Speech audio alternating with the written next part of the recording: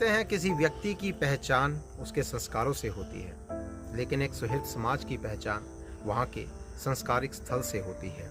शमशान घाट एक ऐसी जगह है, यहाँ इंसान आखिर में जाता है। यहाँ सांसें भरी होती हैं और कदम भारी होते हैं और मन में एक ही सवाल आता है कि यही अंत है। लेकिन शिवधाम देहरी में पहुंचकर ऐसा लगता है मानो इस सवाल का जवाब किसी ने बड़ी शांति से रख दिया है कि नहीं, ये अंत नहीं, यही असल में मुक्ति का द्वार है। नमस्कार, आप देख रहे हैं नमन हिमाचल न्यूज़। मैं हूं आपके साथ रशपाल सिंह सोरो। मौजूद हैं इस समय फतेहपुर विधानसभा की देहरी में। यहाँ पर समाज सेवियों ने एक पुनीत कार्य के लिए कितना महत्वपूर्ण योगदान दिया है, उसके बारे में आपको जानकारी दी। फतेहपुर विधानसभा का मोक्ष धाम देहरी एक ऐसा स्थान जिसे समाज सेवियों ने न सिर्फ संवारने का बीड़ा उठाया, बल्कि सेवा, हरियाली और एक मानवीय संवेदनाओं का एक मिसाल भी बना दिया। लगभग 25 कनाल में फैला ये पवित्र स्थल अब लोगों के लिए उम्मीद, सम्मान और सुव्यवस्था का प्रतीक बन चुका है। चलिए सीधे चलते हैं इस रिपोर्ट में। मोक्ष धाम देहरी की बात करें तो यहाँ पहुँचते ही हरियाली का एहसास मन को शांत कर देता है। समाज सेवियों द्वारा किए गए वृक्षारोपण ने पूरे परिसर को एक पवित्र प्राकृतिक वातावरण दे दिया है। विभिन्न प्रकार के पेड़ पौधे इस स्थान को सिर्फ सुंदर ही नहीं बल्कि आध्यात्मिक रूप भी प्रदान करते हैं। यहाँ की सबसे बड़ी खासियत कमेटी के सदस्यों के अनुसार यहाँ होने वाले हर संस्कार का रिकॉर्ड सावधानी से मेंटेन किया जाता है ताकि किसी भी परिवार को किसी प्रकार की परेशानी ना हो। यह मोक्षधाम पूरी तरह सार्वजनिक है, हर किसी को यहाँ संस्कार करने की अनुमति है। वहीं यहाँ की एक और व्यवस्था की बात करें तो गर्मियों में कठिन समय से जूझ रहे परिवारों का ध्यान रखते हुए यहाँ पर डीप फ्रीजर का भी व्यवस्था जो है वो की गई है, जिससे किसी भी हालत में सम्मानजनक तरीके से अंतिम संस्कार किया जा सके। समाज सेवियों की ये सोच और सेवा भाव इसे और खास बनाते हैं। मोक्ष धाम कमेटी के अनुसार इस स्थल का निर्माण कार्य वर्ष 2020 में शुरू हुआ था। 2021 में यहाँ अंतिम संस्कार होने लगे और धीरे धीरे ये स्थान अपनी बेहतर व्यवस्थाओं के कारण आदर्श रूप में बदल गया। यहाँ व्यवस्था सुधारने में समाज के कई लोगों ने योगदान दिया, लेकिन सबसे बड़ा योगदान उस समय के उपायुक्त कांगड़ा डॉक्टर निपुण जिंदल का रहा, जिन्होंने जमीन अलॉट कर इस जनहितैषी कार्य को आगे बढ़ाया। वहीं समाज सेवियों, स्थानीय लोगों और प्रशासन की संयुक्त पहल ने इस स्थान को वैसा रूप दिया जिसे लोग आज पवित्र और प्रेरक मानते हैं।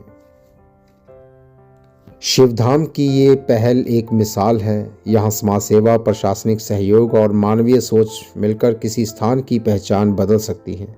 ऐसी कोशिशें न सिर्फ सुविधाएं बढ़ाती हैं बल्कि समाज में जिम्मेदारी और जागरूकता भी पैदा करती हैं। आइए उन समाज सेवी लोगों से भी बात करते हैं जिन्होंने इस पुनीत कार्य के लिए अपना महत्वपूर्ण योगदान दिया है। सर, अपना नाम बताएं जी। मैं डॉक्टर नरेंद्र कुमार हूँ जी।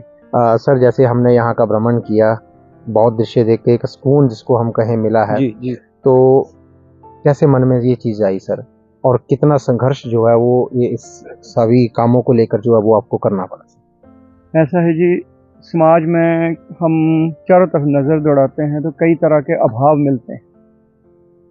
कहीं समाज सेवा हो भी रही होती है और कहीं ज़रूरत होती है। हम सभी गांव वालों ने मिलकर सितंबर 2020 को ये मुहिम स्टार्ट की कि क्यों ना एक ऐसा शिव धाम बनाया जाए जो सार्वजनिक हो, सर्वजाति हो और इसमें कोई भी किसी भी प्रकार का भेदभाव ना हो कि किसी अलग जाति का या किसी अलग जाति। तो हमने इस प्रकार का सपना देखा। तो 15 सितंबर 2020 को हम सभी गांव के लोग लामबंद हो गए। उस समय हम लोग कोई 20 थे गांव के लोग जिन्होंने ये शुरू किया और उसके बाद फिर हम सब आपस में मिले, आपस में पैसे डाले। हमने कहीं किसी से उम्मीद नहीं रखी कि कोई हमें हेल्प करेगा। अपने लिए बनाना है या लोगों के लिए बनाना है वो नहीं हमने देखा, हम बस लग पड़े। और उस दिन के बाद अब 5 साल हो गए, 6वां साल ये चला है, हम रुके नहीं हैं। और इस ड्यूरेशन में हम लोगों ने यहाँ अभी तक सभी लोगों का मिलाकर के, सभी के सहयोग दान से मिलाकर लगभग 35 लाख रुपया खर्च कर चुके हैं। और उसकी सहायता से हमने शिवधाम का एक कम्प्लेक्स बनाया है। और कम्प्लेक्स जब हमें पूरा नहीं लगा, हमने सोचा कि एक तो हम लोगों की इस तरह से हेल्प, ईश्वर की दया से हेल्प करना चाह रहे हैं कि लोगों को फ़ायदा हो, सभी जातियों के लोग आए, गरीब भी अगर कोई आता है तो उसको फ्री ऑफ कॉस्ट हर सुविधा मिलती है।